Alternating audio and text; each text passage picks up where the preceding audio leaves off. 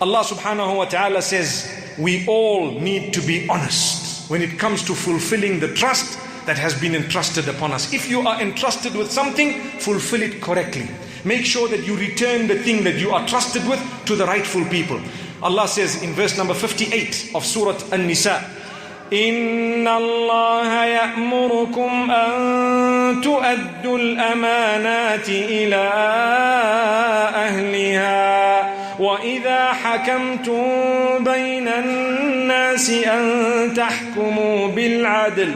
Allah instructs you to fulfill that which you have been entrusted with to the right person, upon it being requested or asked, upon it being given. It should be given to the right people at the right time. Fulfill the trust whenever it is required of you. May Allah subhanahu wa ta'ala help us. In this way, we would be able to build a beautiful society, a beautiful community. We trust each other. We know your goods are safe with me. Your dignity is safe with me. Your honor, for example, anything else you may have entrusted me with, it's safe with me.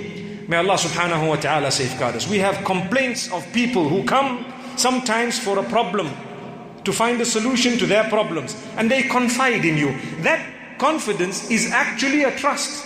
When they tell you, I've got this problem, I went through this. For example, someone says, I was affected by a drug addiction at some stage, and I was addicted, for example, or I went through a spate where I used to visit the nightclubs and I used to drink and so on. And then you find the sheikh that was spoken to that evening, his whole family knows what happened. And guess what? The neighbors now know, and everyone in the masjid knows. So what happened to you? You are so embarrassed, you are upset.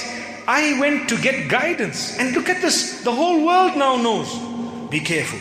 If we are advising, I know I use the term sheikh, but it can be anyone. I'm using it because it's important for us to be careful. You need to have this confidentiality that really is sacred. May Allah subhanahu wa ta'ala help us. A person coming to you, they've told you, they've laid bare everything in order to seek help, not for you to make the problem worse. So don't go around spreading tales, or even if it's spreading the truth, because that was a trust. Fulfill it properly. You might break society, community, you will earn the wrath of Allah, the anger of Allah. People will start creating rumor about you because you went around speaking about people. Yes, if they've allowed you to give their example. I have had cases where people have come to me for help, and later on they say, you can give my example in your talks and so on. People will benefit from it. No harm, no problem. May Allah subhanahu wa ta'ala guide us. And Allah says, when you are judging between people, be just. Don't favor people based on something material. May Allah subhanahu wa ta'ala protect us and safeguard us. Also, when we are judging, it's important for us to consider what was revealed by Allah subhanahu wa ta'ala as the point of justice. This is something important. Allah says, verse number 61 of Surah An-Nisa, وَإِذَا قِيلَ لَهُمْ تَعَالَوْا إِلَى مَا أَنزَلَ اللَّهُ وَإِلَى الرَّسُولِ رَأَيْتَ الْمُنَافِقِينَ يَصُدُّونَ عَنْكَ صُدُودًا. When they are told to come to the judgment of Allah and His Messenger, you find the hypocrites running away from it. They turn away from it in a big way. They are hypocrites. Here's the solution that Allah has provided, that Rasulullah sallallahu alaihi wasallam has provided. Here is the Shariah solution. Would you like it? They say, no, we don't want it.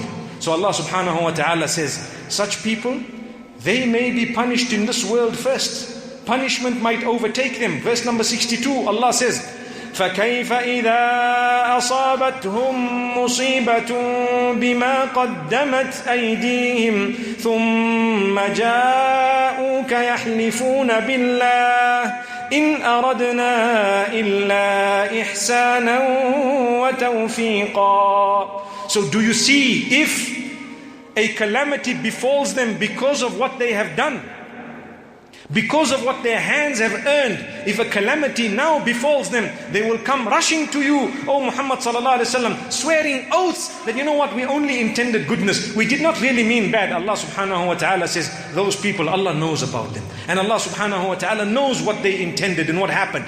So the lesson is, if I want to protect myself from this punishment that would be earned because of the doings of my own hands, I need to be a person who realizes when I have disputes, I must resolve them in the proper way. I must choose the method revealed to me, meaning revealed to us as Muslimin, in order to find solution to that problem, whether I like it or not, whether it is in my favor or not. Some people, when it's in their favor, they are quick to run. I want a Shariah solution here.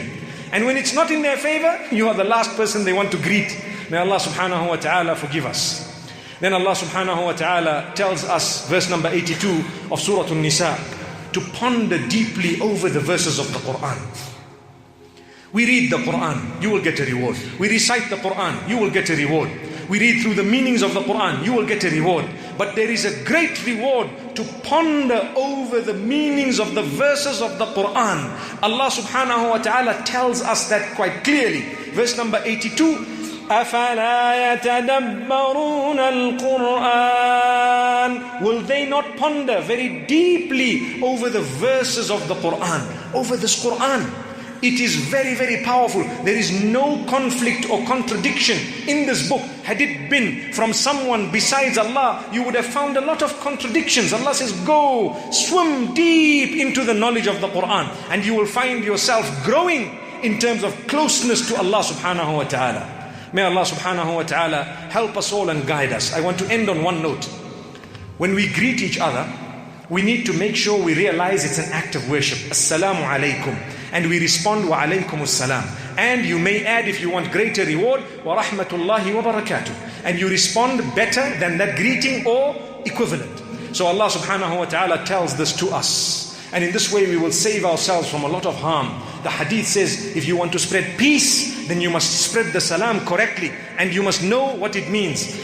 Verse number 86 of Surah An-Nisa, Allah says, وَإِذَا حُيِّيتُم بِتَحِيَّةٍ فَحَيُّوا بِأَحْسَنَ مِنْهَا أَوْ رُدُّوهَا إِنَّ اللَّهَ كَانَ عَلَى كُلِّ شَيْءٍ حَسِيبًا. When you are greeted with a greeting, then respond to it with a better greeting, or at least respond equally.